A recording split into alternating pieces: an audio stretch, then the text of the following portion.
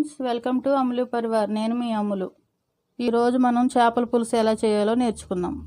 Stove మీద బాండీ పెట్టుకొని ఆయిల్ పోసుకోవాలి. ముందుగా ఇలా ఆనియన్స్ని పేస్ట్ చేసుకోవాలి. ఈ పేస్ట్ని ఫ్రై చేసుకోవాలి. కట్ చేసిన పచ్చిమిర్చి 2 వేసుకోవాలి. కొంచెం అల్లం పేస్టు, కొంచెం ధనియాల పొడి, కొంచెం ఉప్పు, కొంచెం పసుపు వేసి కలుపుకోవాలి.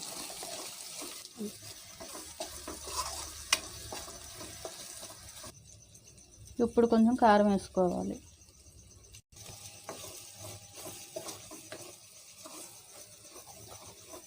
ఇలా కలుపుకోవాలి.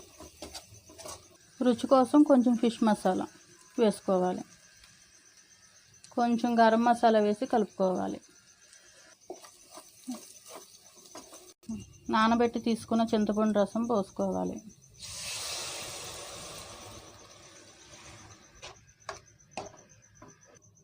ఇప్పుడు చేప ముక్కలు ఒక్కొక్కటి దీనిలో వేసుకోవాలి.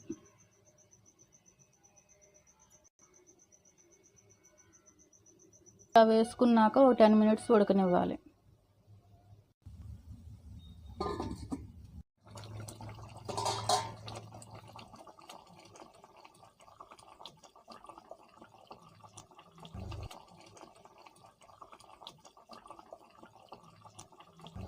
ఇంతే ఫ్రెండ్స్, గుమగుమలాడే చేపల పులుసు ready. Please like, share and subscribe to Ammulu Parivar.